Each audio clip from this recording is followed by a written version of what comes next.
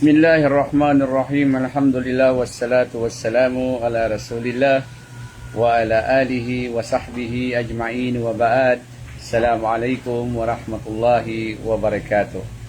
Ang lahat ng papuri at pasasalamat ay para lamang sa Allah subhanahu wa ta'ala, ang siyang Panginoon ng daigdig, Panginoon ng lahat ng mga likha. Nawa ang pagpapala at kapayapaan ng Allah ay mapasa kanyang huling propeta na si Muhammad sallallahu alaihi wasallam, sa lahat ng taong tumatahak at nais tumahak sa matuwid na landas hanggang sa huling araw. Mga ginigiliw na mga kapatid sa Islam, tayo po ngayon ay nandito sa ating Islamic Center, ang Mersna Dawa Islamic Center, na kung saan ay magbibigay sa inyo ng kaunting pagpapayo, sapagkat ang ating relihiyong Islam ay relihiyon ng pagpapayuhan. Sinabi nga ni Propeta Muhammad sallallahu alaihi wasallam, ad-dinun nasiha. O sinabi ng mahal na Propeta Muhammad sallallahu alaihi wasallam na ang relihiyon ay pagpapayo, pagpapaalaala sa bawat kapatirang Muslim. At sinabi din ng Allah subhanahu wa ta'ala na ating Panginoon, sabi niya sa marangal na Quran, at kayo ay magpapaalaala sapagkat ang pagpaalaala ay nagbibigay ng kabutihan sa bawat Muslim. Fadhakir fa inna dhikra tanfaul mu'minin. So, ngayon ay magbibigay tayo ng ilang mga pagpapayo, una sa aking sarili at pagkatapos sa atin na mga kamusliman, dahil po napapanahon ngayon. Sapagkat ngayon ay nalalapit ang selebrasyon ng mga hindi mga Muslim, sa mga kababayan natin mga Kristiyano, ang tinatawag na New Year o yung bagong taon, na kung saan tayong mga Muslim ay pinagbawalan, no? Haram sa atin ang pagsiselebrate dito o pagdiwang nito or pakikisama, pakikasalamuha, pakikiisa o pakipagtulungan sa mga hindi Muslim sa kanilang pagdiriwang ng bagong taon. Ito ay malinaw na haram, ipinagbabawal sa atin bilang mga Muslim. So magbibigay tayo ng mga ilan na mga kadahilanan kung bakit nagiging haram sa atin. Dapat malinaw ito, sapagkat may mga kapatid tayo mga Muslim, ilan, hindi naman lahat, pero sila ay hindi nga nagsiselebrate ng New Year, pero sila ay sumusuporta sa mga gawain na kung saan ay ginagawa ng mga hindi Muslim sa kanilang pagdiriwang ng New Year, katulad halimbawa ng pagtitinda ng paputok, pagbibigay ng pagsuporta sa kanila sa pamamagitan ng pagtitinda ng mga ginagamit ng mga hindi Muslim sa kanilang pagdiriwang. So dapat unang-una matakot tayo sa Allah subhanahu wa ta'ala na ating Panginoon, no? Ittaqillaha haythu makun. Katakutan natin ng Allah saan man tayo dako naroroon. So bilang isang Muslim, pangalagaan natin ang ating pagiging Muslim. Huwag nating haluan ng shirk, sapagkat ating batid naman natin na ang pag-celebrate ng New Year ay marami itong halong shirk o pagtatambal sa Allah subhanahu wa ta'ala. Tulad ng halimbawa yung kanilang pamaihin na sila'y naghahanda ng mga bilog-bilog na mga prutas, nang sa ganun daw, ang bilog na prutas na ito ay magbibigay sa kanila ng pampaswerte, no? Sa parating na taon ay mabiyaya daw at maswerte sila sa taon na darating, sapagkat inihanda nila yung mga bilog-bilog na prutas. At ito po ay kasinungalingan, dahil wala pong magbibigay sa atin ng biyaya o risky or mga pagpapala, biyaya, ay maliban lamang ang nag-iisang Diyos na tagapaglikha, ang Allah subhanahu wa ta'ala. Sa Islam po, matuwid na wala pong swerte at walang malas dito sa atin sa mga Muslim. Dahil ang lahat ng ito nasa Allah subhanahu wa ta'ala. Ang biyaya, hindi po nagmumula sa mga prutas, na hindi nagmumula sa mga bilog-bilog na mga prutas, bagkus ang Allah subhanahu wa ta'ala huwa razik, siya ang nagbibigay sa atin ng ating mga pangangailangan, siya nagbibigay sa atin ng biyaya. Kaya tatalakayin natin ang iilan sa mga dahilan kung bakit haram o ipinagbabawal sa atin bilang mga Muslim ang pagdiriwang ng bagong taon. Unang-una, ito po ay panggagaya sa mga hindi Muslim. Tashabbuh bil kufar. Ito ay panggagaya, paghahalin tulad sa mga hindi mananampalataya. Ano ang sabi ni Propeta Muhammad sallallahu alaihi wasallam patungkol dito? Sabi ni Propeta Muhammad sallallahu alaihi wasallam, "Man tashabbaha biqaumin fahuwa minhum." Sino man ika ni Propeta Muhammad sallallahu alaihi wasallam ang gumagaya, tumutulad sa mga gawain ng mga kufar, sa mga hindi Muslim, tulad ngayon na selebrasyon nila ang New Year, fahuwa minhum. Ikaw ay makakabilang na sa mga hindi mananampalataya, kufar. So nakakatakot mga kapatid sa Islam. Nakakatakot ang babala ni Propeta Muhammad sallallahu alaihi wasallam. Kaya tayong mga Muslim, umiwas tayo. Hindi man tayo nagsiselebrate, huwag tayong magtinda ng mga ipinagbabawal. Dahil ang pagtitinda ng mga ipinagbabawal, tulad ng mga paputok, tulad ng mga pag-iingay, turutot, kung ano man mga ginagamit ng mga hindi Muslim sa kanilang selebrasyon ng New Year, ito'y pagtulong sa kanila at pagsusuporta. At ito'y malinaw na shirk sapagkat pagtatambal ito sa ating dakilang tagapaglikhang Allah subhanahu wa ta'ala. Di ba? Nag-iingay sila, gumagamit sila ng turutot o sila ay gumagamit ng kaldero na kanilang pinagpukpuk dahil gusto nilang maingay, gumagamit sila ng paputok, gumagamit sila ng mga turutot. Ito daw ay pangtaboy ng malas. So malinaw po ito, ay shirk po ito. Ito po ay pagtatambal sa Allah sapagkat ang Allah ang nagbibigay ng biyaya at siya rin ang nagtataglay ng lahat-lahat ng ating pangangailangan. Kaya walang malas, walang swerte sa Islam. Lahat ng ito galing sa ating dakilang tagapaglikha, ang Allah subhanahu wa ta'ala. So huwag tayong gumaya mga kapatid. Tayong mga Muslim, ganap at kumpleto na ang ating relihiyon. Ano ang ating dalil? Ano ang katibayan? Sinabi ng Allah subhanahu wa ta'ala, "Al-yawma akmaltu lakum dinakum wa atmamtu alaykum ni'mati wa raditu lakumul Islam dinan." Sabi ng Allah subhanahu wa ta'ala sa marangal na Quran, sa araw na ito, pinaging ganap ko na sa inyo ang inyong relihiyon. Ganap na ang ating relihiyong Islam. Wala na tayong dadagdag, wag tayong gumaya dahil ganap na ang atin. Hayaan na natin sila na mga hindi Muslim sa kanilang ginagawa. Tayong mga Muslim, meron tayong relihiyon na ganap na, kumpleto na ipinagkaloob sa atin ng Allah subhanahu wa ta'ala. Wala na tayong idadagdag pa dito, ni wala tayong dapat ibabawas. At ang Islam na relihiyong ibinigay ng Allah bilang habag at awa niya sa atin. Pinili ito at kinalalugdan ng Allah bilang ating relihiyon. So bakit pa tayo manggaya? Ba't pa tayo makisalamuha sa mga Muslim na kanilang ginagawang pagdiriwang, lalo itong New Year na ito?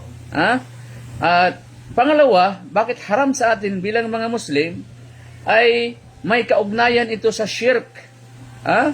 Tulad na sinabi ko kanina, ito ay shirk na kung saan ay nag-aalay ang mga tao na mga hindi Muslim na mga prutas na mga bilog dahil daw ito'y pampaswerte.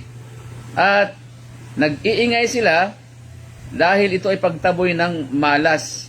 At ang ginagawa pa nila, sila pa'y nag-iinuman, di ba? Naglalasing, naghalo-halo yung lalaki at babae na hindi naman mag-asawa.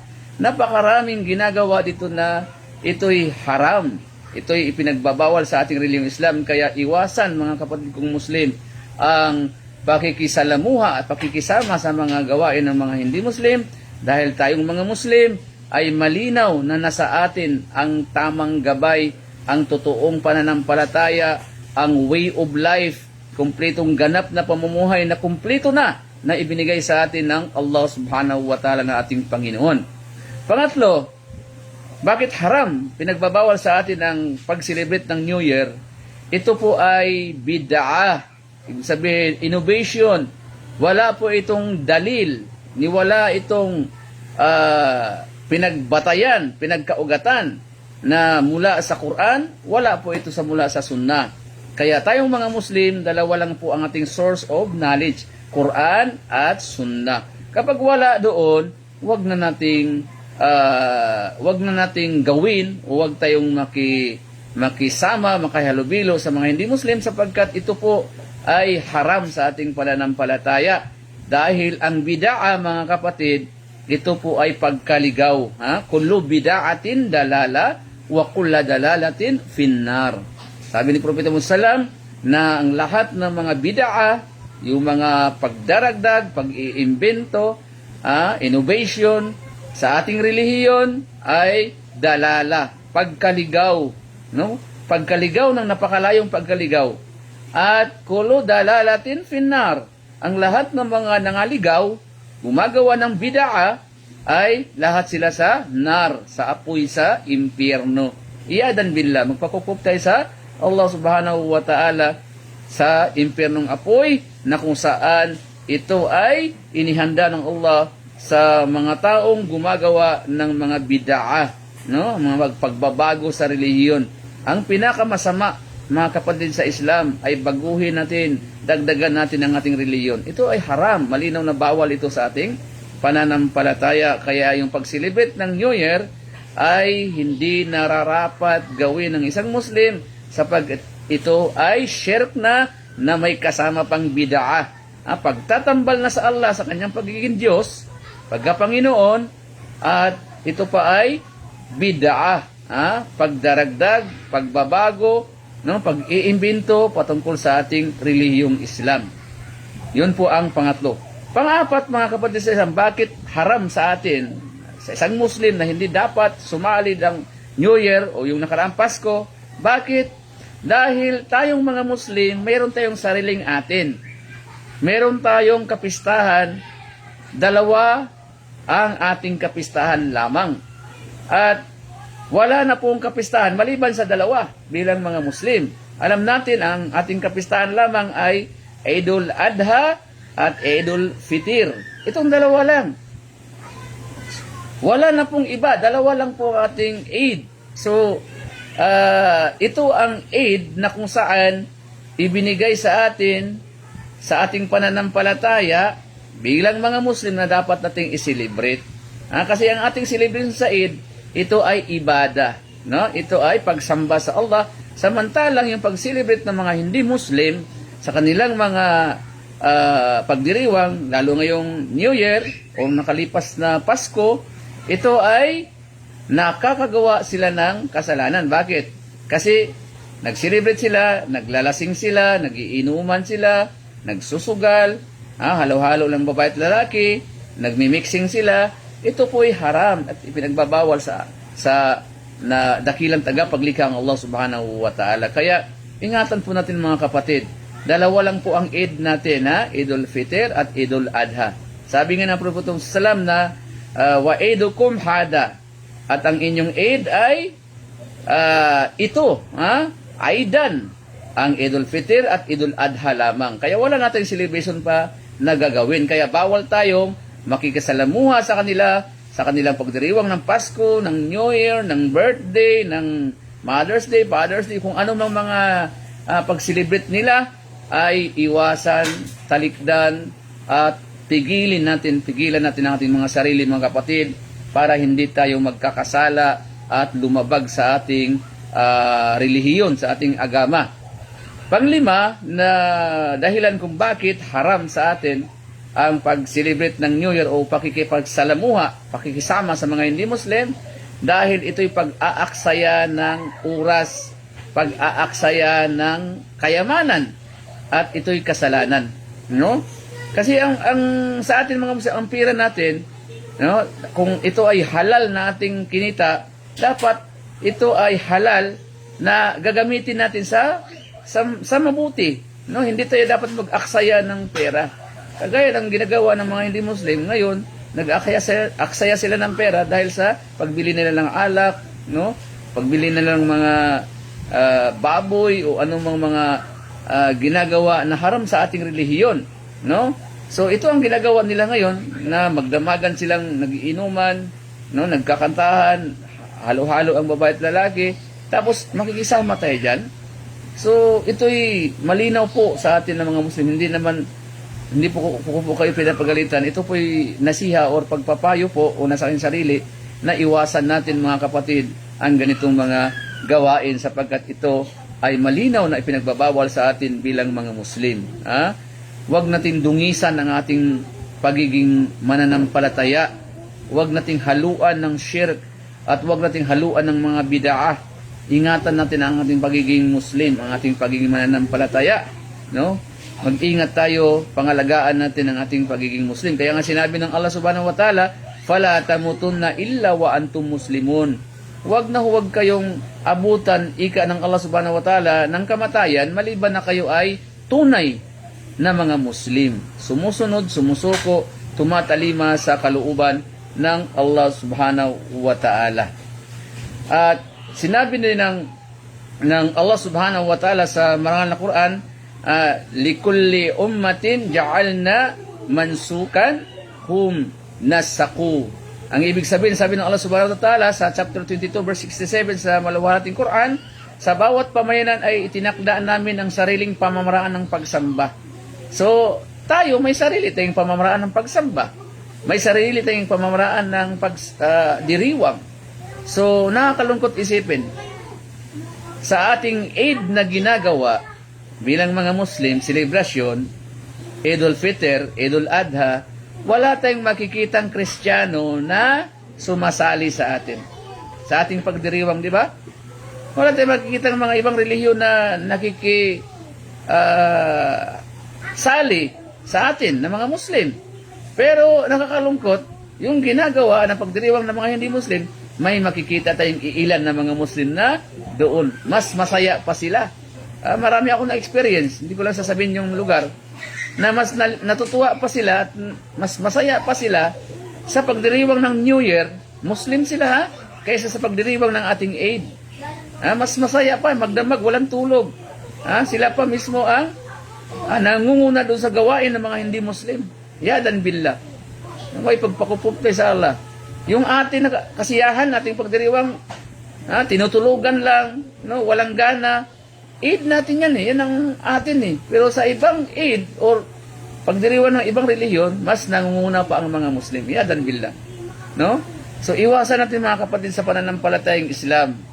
Dahil ang ating pagiging Muslim, no, tayo ay ginabayan ng Allah. Hindi tayo pumili upang maging Muslim, tayo ay ginabayan ng Allah. Kaya ingatan natin, huwag nating dungisan ang ating pananampalataya, yung ating pagiging Muslim. Huwag tayong magtulungan sa paggawa ng kasalanan.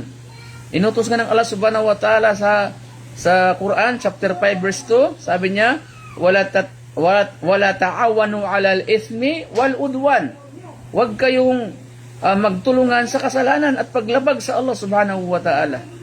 Pakikipagtulungan, no, ang mga Muslim na gumagawa at sumusuporta at nakikahalipilo sa ganitong mga gawain tulad ng pagsiselebrate ng New Year.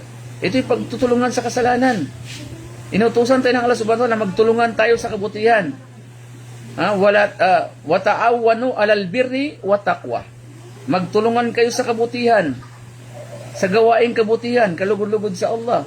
Wala ta'awanu 'alal ithmi wal udwan. At huwag kayong magtulungan sa kasalanan at paglabag kay Allah Subhanahu wa Ta'ala. So yun mga kapatid sa Islam, huwag tayong manggaya, huwag tayong tumulad sa kanila dahil ang pagtulad sa kanila, magiging kabilang na tayo sa kanila. So pangalagaan natin, malinaw sa hadith ni Prophet Sallam na man tasyabaha biqaumin fahuwa minhum. Sino man ang gumagaya sa ibang kaum, sa ibang mga tao na hindi mga Muslim, kabilang ka na sa kanilang kaum. No, magiging kabilang ka sa kanila. Kaya sa isa pang hadith sinabi ni Prophet sallam na man ahdata fi amrina hada malaysa minhu fahuwa rad. Sino man ang nagsasabi o sino man ang sa isa pang riwaya man amila amalan laysa alayhi amruna fahuwa rad. Sino man ang gumagawa ng mga gawain, nagsasalita ng mga gawain o mga kasabihan na hindi kabilang sa ating relihiyon, fahuwa raddun. Ito ay ibabalik sa kanya at hindi tatanggapin sa kanya at nakakagawa siya ng malaking kasalanan. So mga kapatid sa Islam, ito po ang aking payo. Una sa aking sarili, iwasan po natin ang mga bidaa at shirk na mga gawain. Alam natin na kapag palagi tayong gumagawa ng shirk, maaari tayong ito magiging daan upang makalabas tayo sa ating pananampalatayang Islam, pangalagaan ang ating pagiging Muslim, at ito ay bilang payo una sa aking sarili na tayong mga Muslim, meron tayong sariling aid, huwag tayong manggaya, huwag tayong tumulad, huwag tayong sumuporta sa mga hindi Muslim. Kaya payo ko sa mga kapatid nating Muslim na nagbibinta ng mga paputok, mga turutot, kung ano mga ginagamit dyan, nagbibinta ng mga prutas sa panahon ng ganito, ay ipinagbabawal po dahil ito'y pagsuporta sa kanila. No? Ang pagbibinta ng prutas, halal. Pero wag nating itaon naman sa ganitong mga pagkakataon na ginagamit ng mga hindi Muslim na bilang pampaswerte sa kanilang paparating na bagong taon. So ingatan po natin mga kapatid ang ating pagiging Muslim, at tayo po ay ginabayan na ng Allah. Wag nating hayaan na maligaw pa tayo, at wag tayong sumunod sa yapak ng syaitan, sapagkat si syaitan ang number 1 nating kaaway. Diba sinabi ng Allah, ya ayyuhalladina amanu udkhulu fi silmi khafa. O kayong mga Muslim na naniniwala, pumasok kayo sa Islam ng buong buo, ganap at buo. Pumasok kayo sa Islam. Walat tatabi'u khutuwatus syaitan. Huwag kayong sumunod sa bulong o yapak ni syaitan, ni Satanas. Innahu lakum aduwwun mubin. Tunay na si syaitan ay lantaran nating kaaway, mga kapatid, sa pananampalatayang Islam. Nawa itong mensahe na ito ay makapagbibigay sa atin ng ating mga kapatid na Muslim na daan upang ito ay magiging paraan, gamitin natin ng Allah subhanahu wa ta'ala upang ang ating mga kapatid Muslim ay hindi makisalamuha, hindi sila mapabilang sa gawain ng mga hindi Muslim, na itong papalapit na New Year, isang araw na lang, at inshallah gabayan tayo ng Allah subhanahu wa ta'ala, pangalagaan tayo sa ating pagiging Muslim, ingatan tayo, at hanggang dito na lang mga kapatid. Subhanakallahumma wa bihamdik, asyhadu an la ilaha illa ant, nastaghfiruka wa atubu ilaik. Assalamu alaikum warahmatullahi wabarakatuh. Jazakumullahu khairan jami'an. Barakallahu fiikum. Hanggang dito na lang po.